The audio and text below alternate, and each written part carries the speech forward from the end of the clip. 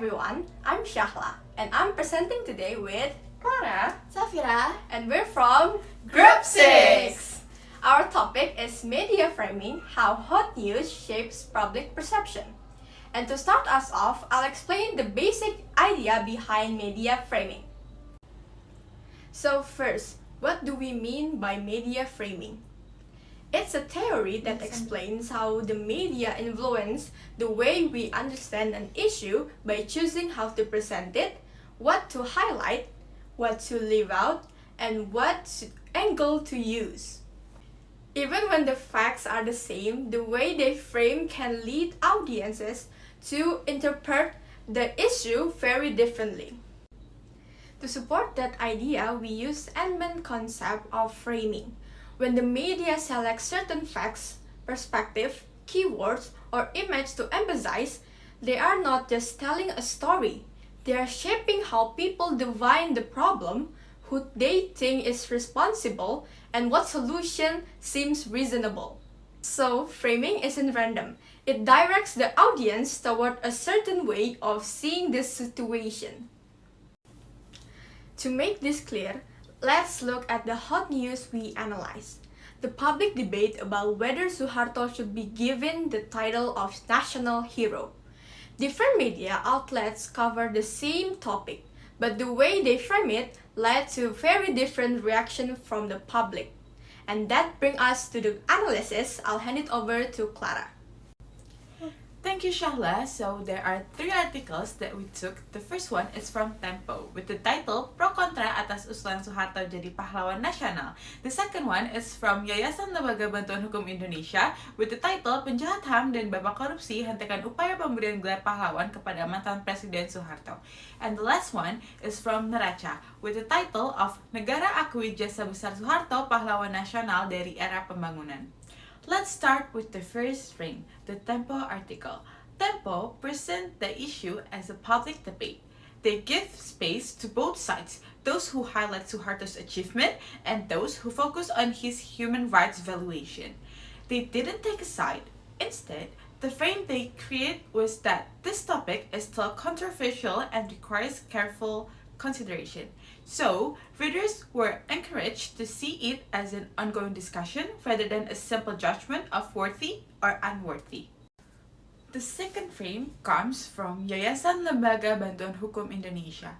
Their perspective is very direct and critical. They frame the proposal as a form of historical whitewashing, pointing to issues like the 1965 tragedy, forced disappearances, corruption, and political repression.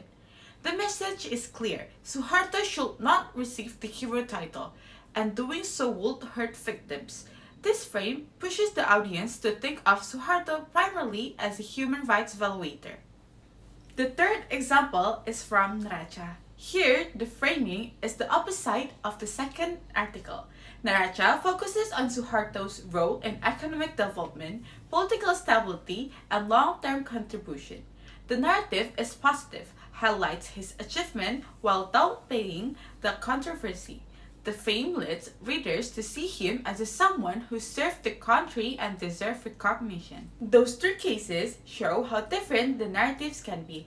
Now I'll hand it over to Shafira to tie it together.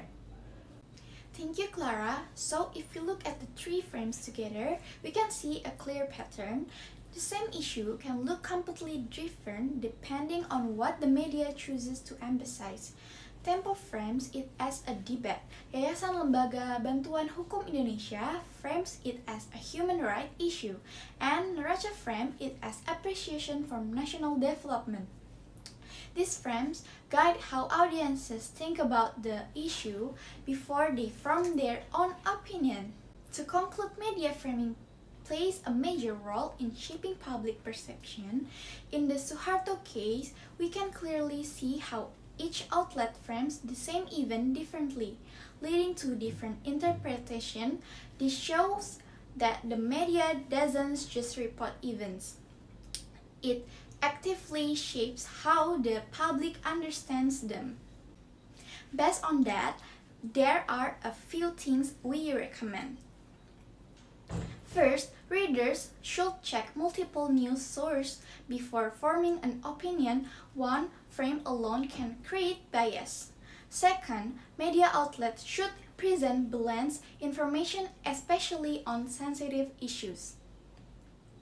Third, media literacy is important so people can recognize framing and separate facts from interpretation. And lastly, we can covering historical issue or public figures. The media needs to be transparent about the source and argument that used so the public can trust the information. And that's warm up for my part. I'll hand it back to Syahla to close our presentation. Thank you, Shafira. So, before forming an opinion, it's important to look at more than one news source.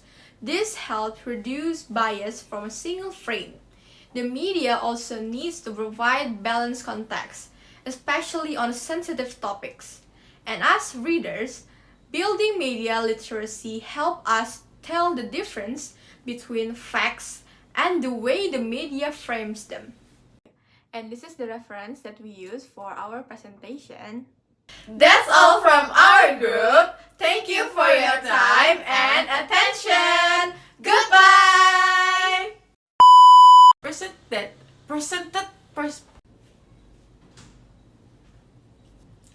That's all from our group. Thank you. Belum enggak ya. Oke, ntar itu dikat aja. We went